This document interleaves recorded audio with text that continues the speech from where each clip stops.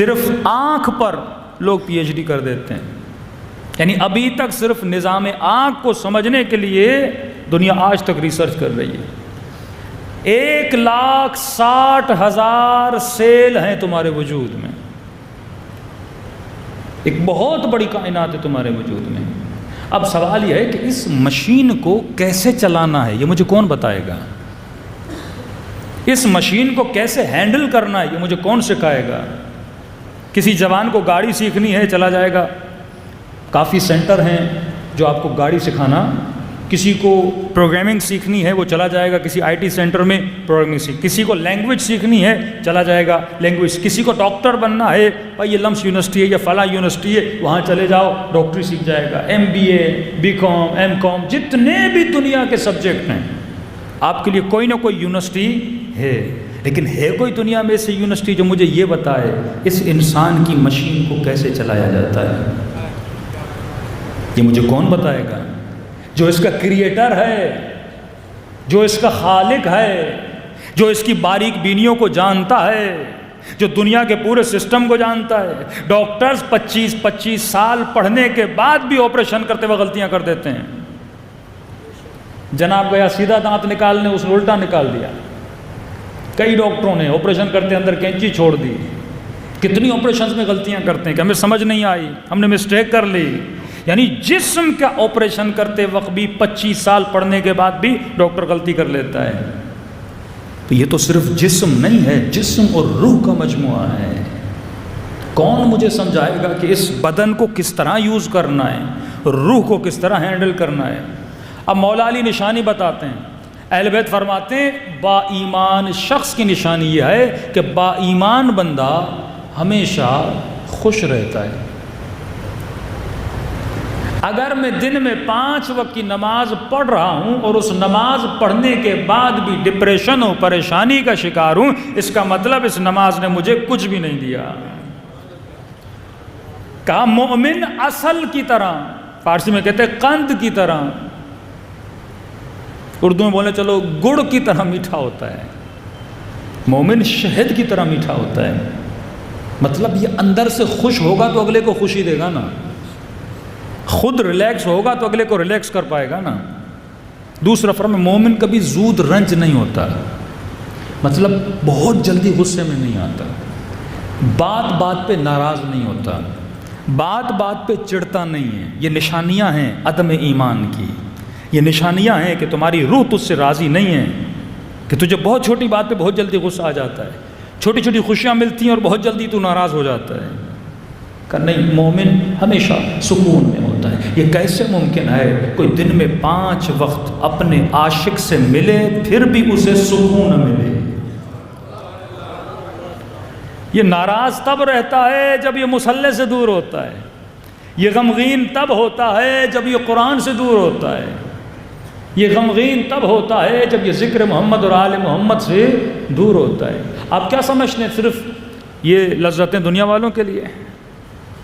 صرف ان کے لیے میں قدا ہے، ان کے لیے شراب ہے، ان کے لیے عیاشیاں ہیں؟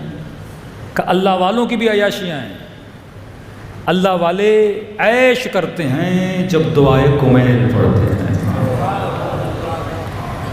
ان کی عیاشی کا وقت سحر ہوتا ہے جب یہ اپنے رب سے ہم کلام ہوتے ہیں، اور ان کی جو لذت ہے اس کو اگر وہ محسوس کر دیں، کیوں عرفاء کی شاعری میں آپ کو لفظ میں قدا ملتا ہے؟ میں صرف میں وہ جام نہیں ہے جو وہ پی جاتی ہے، یہ جام عشق ہے جو خدا کا پیا جاتا ہے۔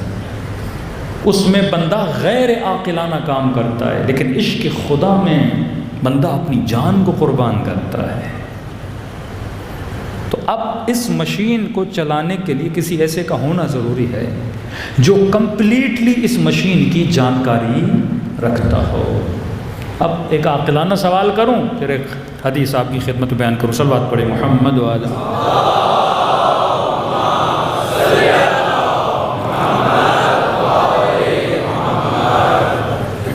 آج تک ہوا ہے کہ کوئی جوان ہو جس کے سر پہ بال نہ ہو، گنجا ہو بیچارہ، اور کہے کہ مولانا صاحب مجھے بال لگوانے ہیں، کوئی ڈاکٹر بتائیے۔ تو میں آپ کو لے جاؤں کہوں ایک بہت اچھا ڈاکٹر ہے، اس کی دوائی بڑی زبردست ہے، 6 مہینے کھاؤ گے سر پہ بال نکل آئیں گے۔ اچھا مولانا صاحب چلیے مجھے لے کر چلیے۔ میں آپ کو لے گیا اور جیسے ڈاکٹر کے پاس پہنچے آپ نے دیکھا کہ ڈاکٹر خود گنجا ہے۔ آپ نے کہا مولانا صاحب اتنی با اثر دوا ہے تو اس کے بال کہاں گئے؟ یہ آپ کو کس نے؟ میں نے بتایا۔ اندر سے آواز آئی نا، جو اپنا علاج نہیں کر سکتا وہ میرا علاج کیسے کرے گا؟ یہ سوال ہے۔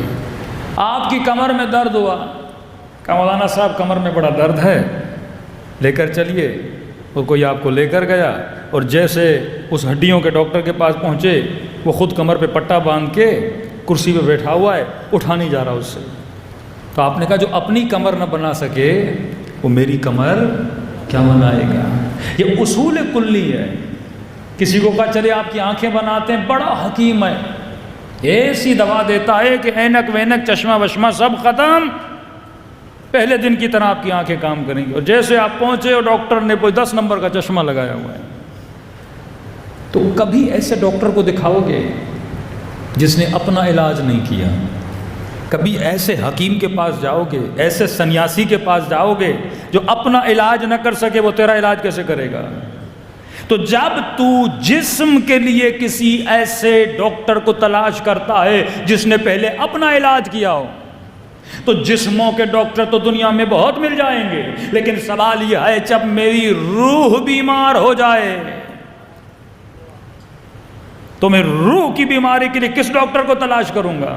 اب جسم کی بیماری ہے، بندے کو شوگر ہو جائے، بلڈ پریشر ہو جائے، بی پی کا ہائی ہونا، بی پی کا لو ہونا، اٹیک کا ہونا، یہ ساری بیماریاں کس کی ہیں؟ جسم کی بیماری ہے۔ روح کی بیماری کیا ہے؟ جھوٹ بولنا، شرک کرنا، یتیموں کا مال کھانا، غیبت کرنا، بت پرستی کرنا، شراب کا پینا، زنا کا کرنا، یہ ساری بیماریاں کس کی ہیں؟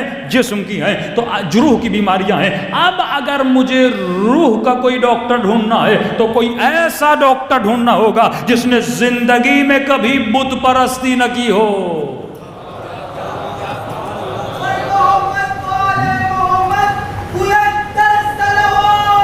اللہ